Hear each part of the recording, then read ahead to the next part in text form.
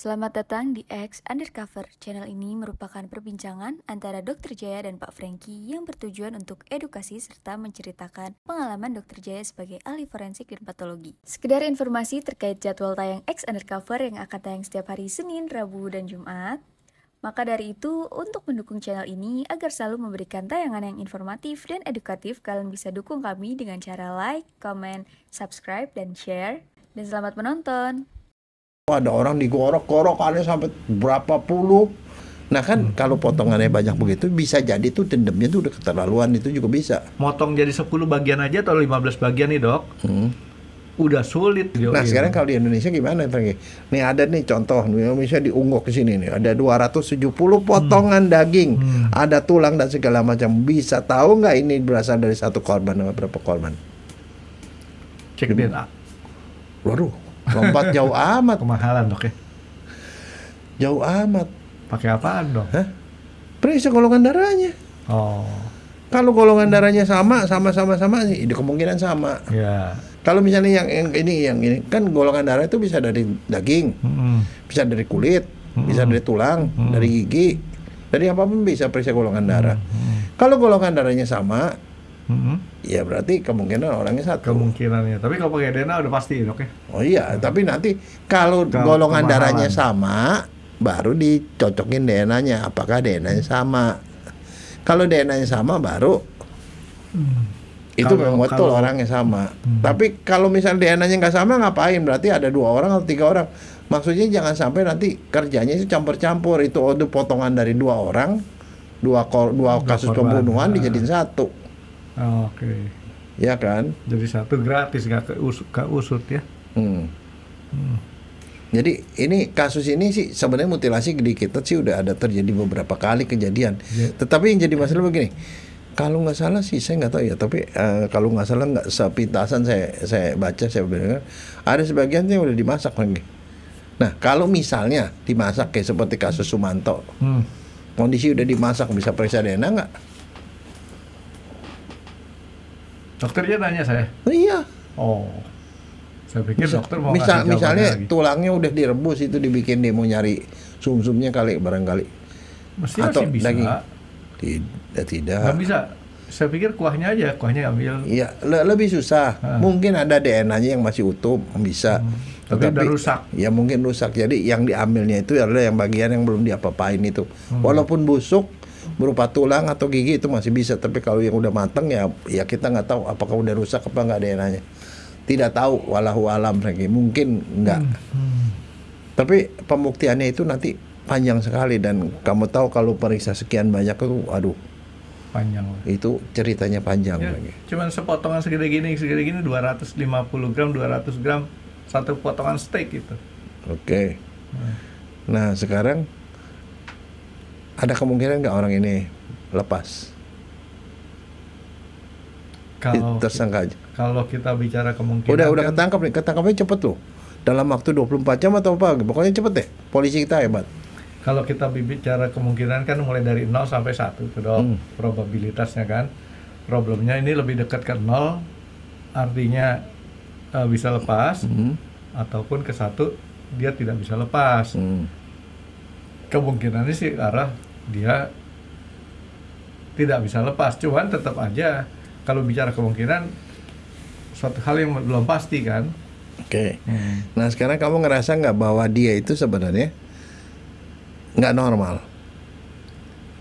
Dalam arti kata dia membunuh aja kiri, maksudnya ada satu emosi yang luar biasa, dia membunuh, itu tidak normal. Orang normal tuh paling marah doang, nahan diri kan, sampai membunuh. Tapi setelah membunuh dia mutilasi, sampai mutilasi itu sempet-sempetnya dia nyebar-nyebarin kemana-mana segala macam. Dan apa juga tujuannya tulang-tulang itu ditaruh di tempatan kosnya dia segala macam. Dalam pandangan kamu sebagai seorang awam, normal apa enggak orang itu? Saya ngelihatnya gini dok, saya mungkin coba nebak.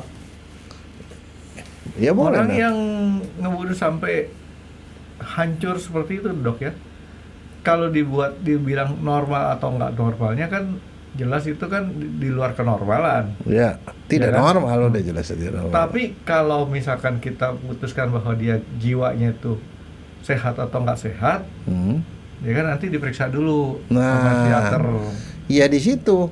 Karena gini, Frankie, ini dia itu yang jelas dia membunuh gara-gara itu tidak normal. Apalagi memutilasi sampai potongan seperti itu. Maka ada kemungkinan dia tidak normal. Tidak normal itu begini. Ada beberapa orang yang karena faktor lingkungan, dia tuh menjadi sadis, Frankie.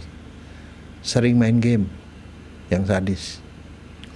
Oke. Pekerjaannya yang membuat dia sadis. Ini game yang bunuh-bunuhan, brutal nih, Dok, iya ya? iya kan, bunuh-bunuh. Wah kan kalau di game itu, ada orang tembak itu gak pakai mikir, pakai golok, pakai itu bisa dari game. Ini anak-anak muda nih masalahnya, main game atau dia hobi dengan nonton film yang pembunuhan dan segala macam, yang sadis-sadis lah, yang begitu-begitu.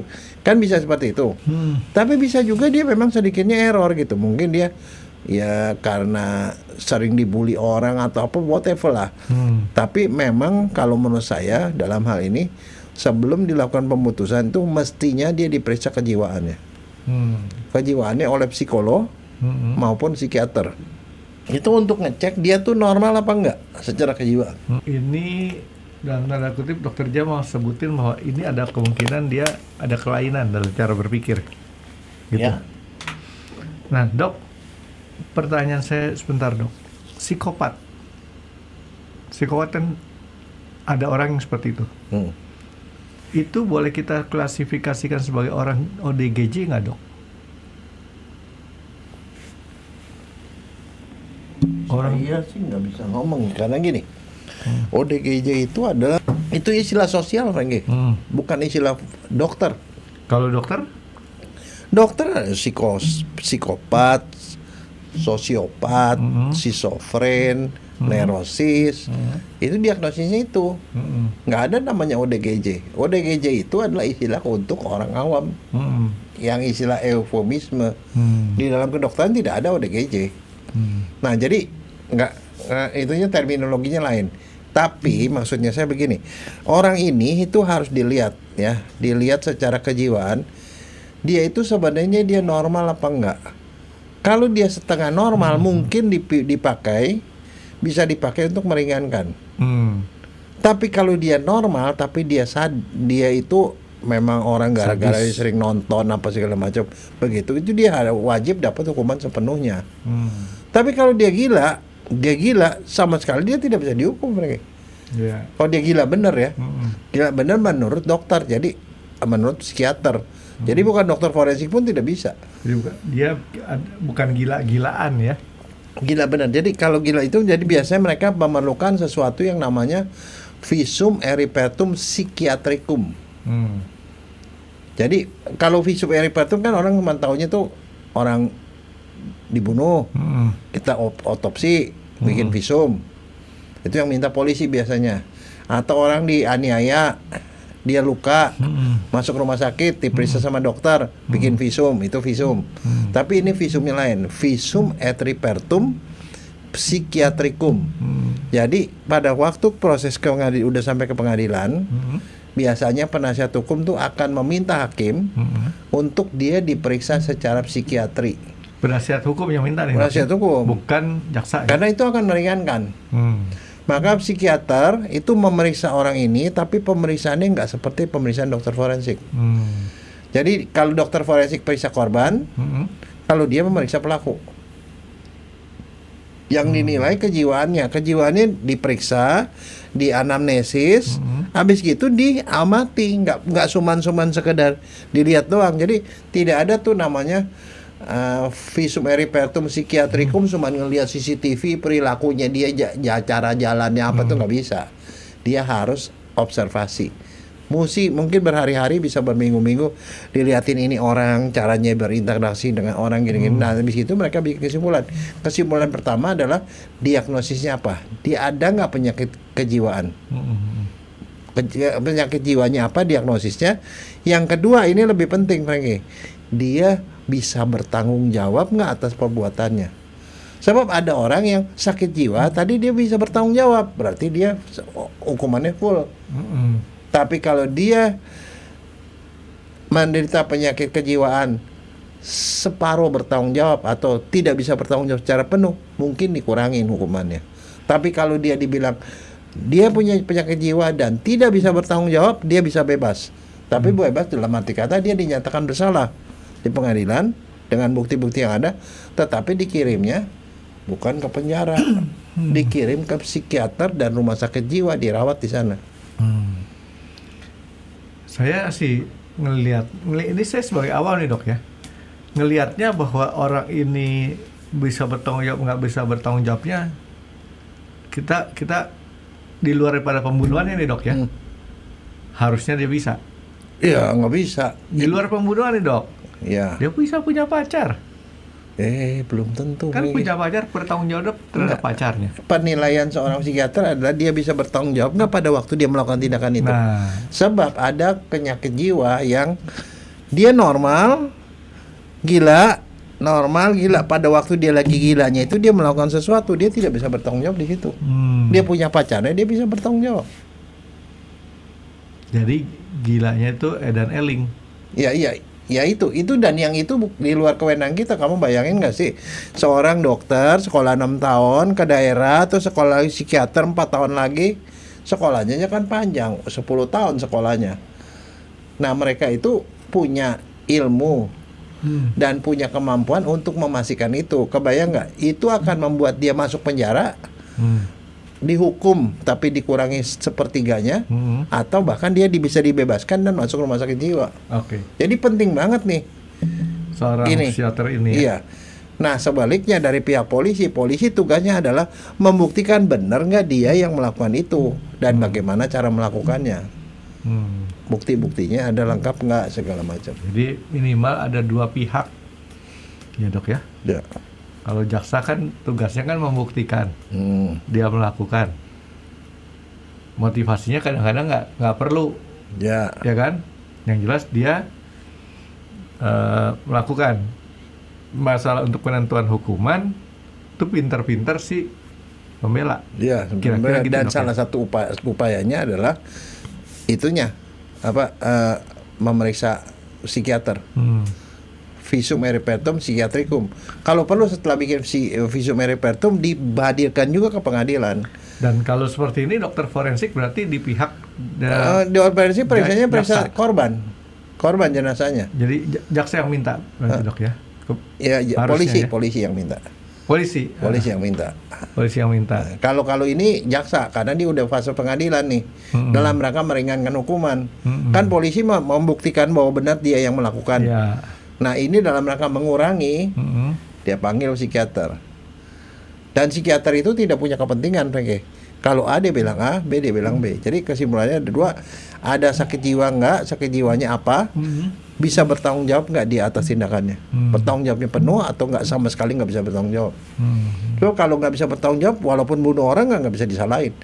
Misalnya kejadian yang pada waktu itu ada berapa waktu lalu ya, mungkin beberapa puluh tahun yang lalu ada kerusuhan di Makassar. Tahun 97 dok. Sampai satu orang membunuh tetangganya, terbukti membunuh, kerusuhan di sana. Waktu itu diperiksa ternyata orangnya gila. Kalau nggak salah bulan September tahun 1997. Akhirnya ternyata orangnya pelakunya gila. Ya nggak bisa dihukum loh. Orangnya disebutnya dengan gangguan jiwa. Nah, pada waktu itu kan tindak pidana terbukti, tetapi pembuktian psikiater itu mengatakan dia ODGJ dan tidak bisa bertanggung jawab. Tapi abis itu Makassar rusuh dok. Iya rusuh. Nah itu lain lagi urusan. Jadi itu provokator yang main ya, sama aja seperti demo kemarin lah. Provokator selalu main. Tetapi maksudnya kayak ini kita ngomong ini edukasi yang benar nih, secara hukum, secara kedokteran tuh sebenarnya pada kasus mutilasi apa yang terjadi. Dan kebetulan saya ini sebagai dokter forensik selama sekian puluh tahun, saya nangani kasus mutilasi udah banyak banget, Franky.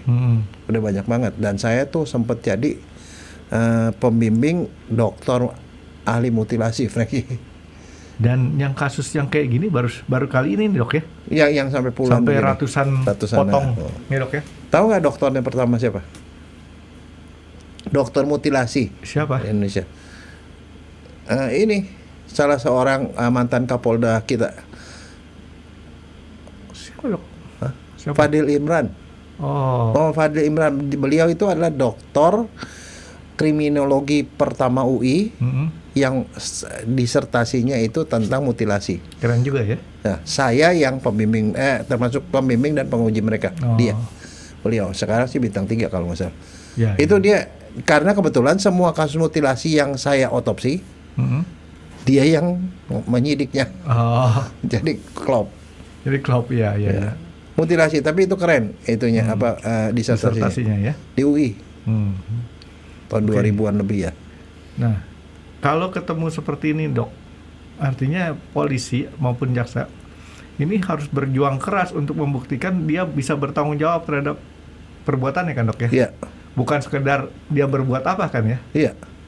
Ya, jadi karena ini maksudnya sih supaya kasus jadi terang benderang, yang benar-benar ilmiah dilakukannya, dan ya kalau yang istilahnya apa ya, kan kita harus adil dan berimbang. Ya, adil buat dua belah pihak, baik buat korban maupun buat tersangka juga gitu. Tapi seberapa banyak dok orang yang menjadi kemudian ada gangguan kejiwaannya yang sifatnya temporer? Ada banyak. Nah itu, ya banyak Franky begituan. Jadi bisa, jangan ya? Iya, makanya artinya kalau misalkan orang kalap kali dok ya, kira-kira contohnya seperti itu ya? Antara lain bisa kalap, tapi bisa juga kalau misalnya pelakunya perempuan, bisa juga karena dia sendiri korban KDRT. Dia korban KDRT bertahun-tahun, sampai sekali waktu saking dia udah keselnya sama suami dibunuh.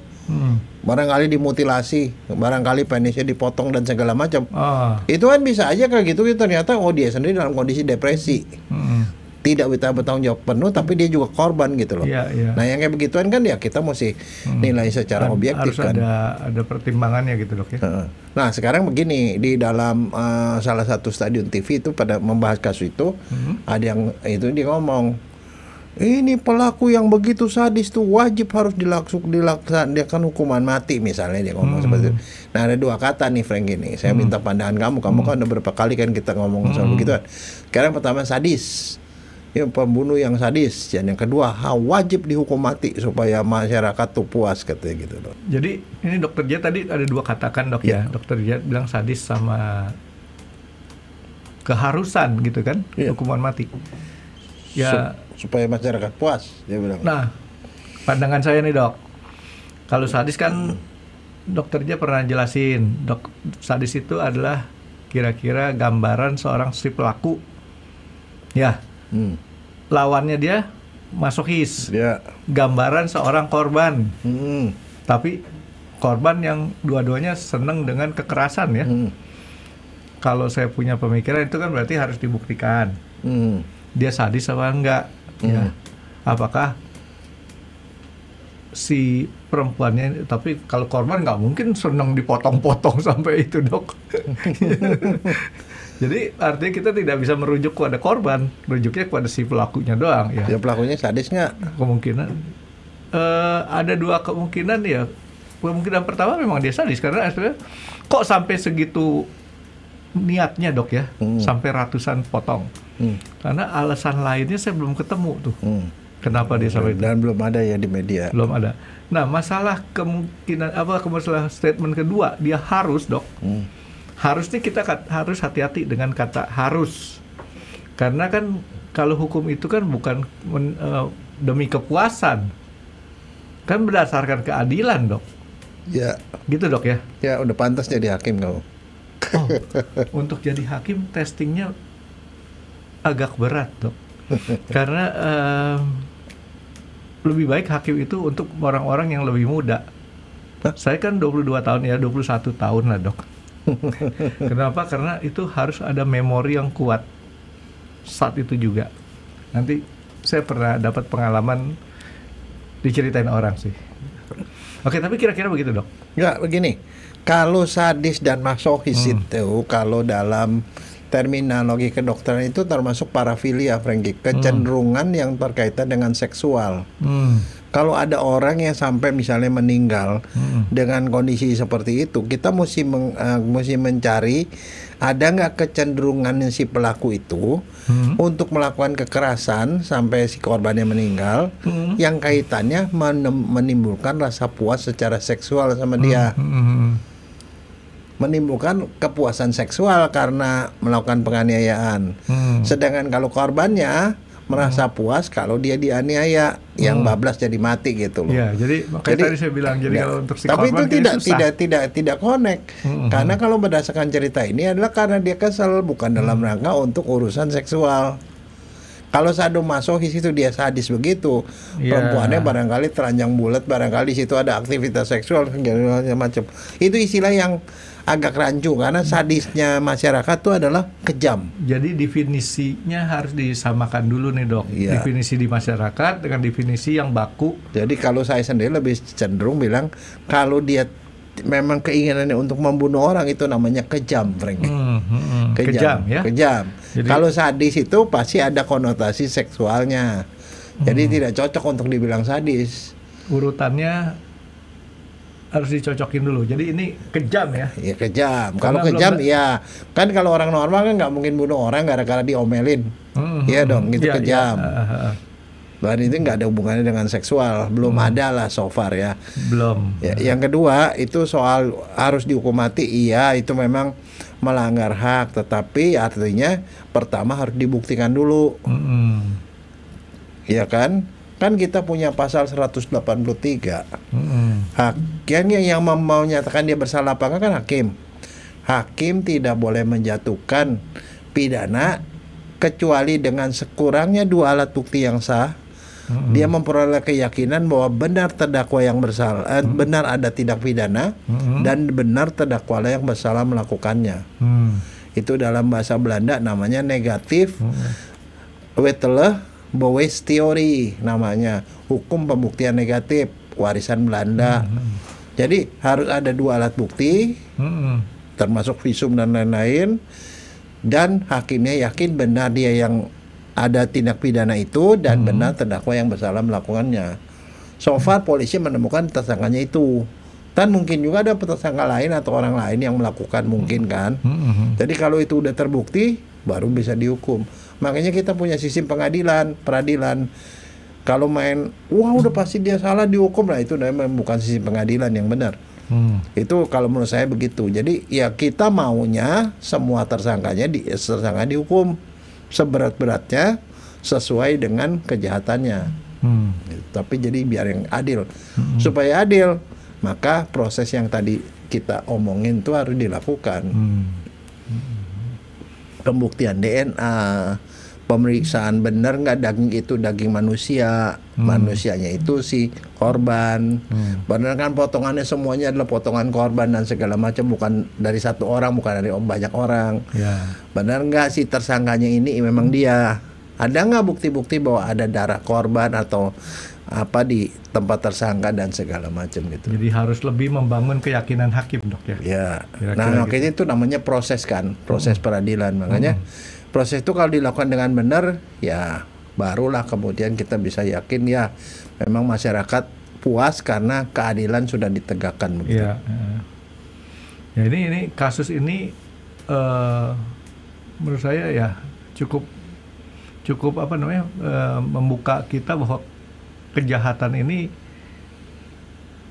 di luar daripada cara berpikir manusia biasa juga ada ya dok ya. Ya artinya apa yang ada di film benar-benar kejadian juga Frankie di dunia nyata. Bahkan sampai saya berpikir ya kayak tadi, apakah ini ada motivasi lain daripada sekedar untuk menghilangkan jejak? Nah itulah tugas penyidik untuk melakukannya. Ya kan kalau saya menghilangkan jejak doang, mutilasi ya kayak tadi dipotong jadi 11, jadi 12 atau berapa ya mestinya cukup ya. Ini apakah kan kadang-kadang ya, ini saya nggak tahu ya benar apa enggak, tapi kan kadang-kadang ada orang yang merasa harus jadi punya rekor baru dan rekodnya memasukkan orang ke penjara. Karena kan contoh nih dok, sekarang ini kan ada ya kalau serial killer nih dok ya, serial killer dia membunuh, ada pembunuh yang 10 orang. Ada orang yang merasa tersaingi, dia harus membunuh lebih dari 10. motivasinya rekor. Ada contoh kasus seperti kemarin terpidana Sumanto. Bisa saja kemudian dia juga bisa mengikuti seperti itu. Tapi yang jelas kan motivasi itu kan menunjukkan bahwa memang dia serius untuk melakukan suatu tindak kejahatan yang luar biasa. Iya. Gitu. Ini kan Sumanto kabarnya gimana dok ya? Masih ada ya? Tapi rekornya belum terpecahkan lagi. Iya. Oh, rekor mutilasi abis-abisannya kalah sama yang ini kan dok? 200 iya, tapi lebih. dibikin sate kan enggak. Bikin sate dan dibagi-bagi ke orang. Iya sih, yang kayak gitu jangan dicontoh deh dok, nggak bagus. Kan kamu baru ngomong tadi contoh katanya kalau mau lebih hebat. Ya itu orang kan motivasi, makanya harus kita ukur. Dalam dunia kriminal itu namanya imitasi, Franky. Imitasi. Jadi dia mau menjadi lebih pintar berdasarkan pengalaman dari kejahatan sebelumnya. Jadi artinya kalau saya simpulkan dari Dokter Jaya, ini kejahatan yang luar biasa tapi masih bisa dibuktikan secara ilmiah. Gitu, nah, dok, ya? Sekarang pertanyaannya begini, ini kan luar biasa kan? Pelanggaran HAM nggak? Membunuh aja udah suatu pelanggaran HAM, dok. Salah. Masa? Salah. Nanti sekali waktu kita ngomong. Bukannya pelanggaran HAM itu nggak bisa dari orang ke orang, mereka. Mestinya dari penguasa ke orang yang tidak berkuasa, mereka. Oh gitu. Dan harus terorganisir. Saya pikir. Jadi jangan kalau kayak gitu segala macam pelanggaran HAM atau cilaka. Itu undang-undangnya beda, Franky. Undang-undang pelanggaran HAM, hakimnya beda, penyidiknya beda, tata caranya beda dan kriterianya beda. Jadi kalau misalnya pemerintah melakukan penembakan terhadap rakyat, nah itu bisa pelanggaran HAM. Jadi kayak gitu. Nah, jadi enggak, karena cara berpikir saya kemarin makanya tadi, itu kan yang harus dibetulkan kan. Cara berpikir saya itu tadi begini. Kalau seseorang terdakwa dipidana dijatuhi hukuman sekian dibilang itu melanggar HAM. Kalau terlalu berat, itu aktivis tuh udah ribut masalah HAM. Sementara dia sendiri mencabut nyawa orang, kan sama-sama satu ke satu nih dok. Ya. Kok nggak dibilang melanggar HAM gitu kan? Ya makanya nanti ini perlu kajian untuk orang-orang yang lebih berwenang lah ya. Untuk mengatakan kalau dibilang itu pelanggaran HAM, tidak, Franky. Pelanggaran HAM itu mesti punya kriteria yang beda karena aturan hukumnya juga beda. Sudah menonton X Undercover, jangan lupa like, comment, dan subscribe, dan ditunggu ya video-video kami selanjutnya. Nah, buat kalian jika ada pertanyaan untuk Dokter Jaya boleh banget komen di bawah. See you guys.